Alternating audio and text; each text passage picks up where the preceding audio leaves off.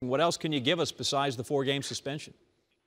Obviously, this is something that Wes Welker's been dealing with for quite some time. He was in New York a couple of weeks ago arguing his appeal to the league office. That was in late August. There were 2 days of an excused absence at the Broncos practices.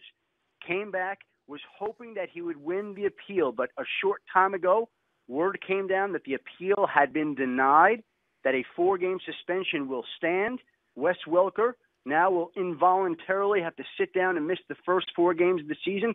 And you could almost look at it as a blessing in disguise for him, because there were the questions about the concussion, although the Broncos were optimistic he was going to be able to play on Sunday night in the opener against the Colts. That's not going to happen now.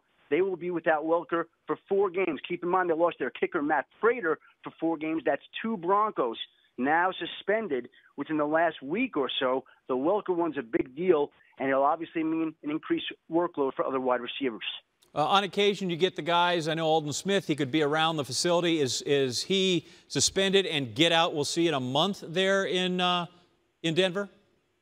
That's the way the suspensions of the policy work there, John. Essentially, when you are suspended, you are banned from the training facility for 4 games. There were extenuating circumstances in the case of Aldon Smith where he was allowed to be in the facility because he had been suspended for 5 games last year, and they thought it would be in his best interest to be around his team and his teammates.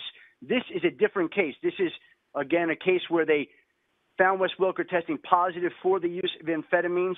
They obviously rendered that suspension, and now he will have to live with the consequences, and the Broncos will have to adapt without him. You'll notice also the Broncos kept extra wide receivers on their practice squad this week. They kept 6 wide receivers on the active roster.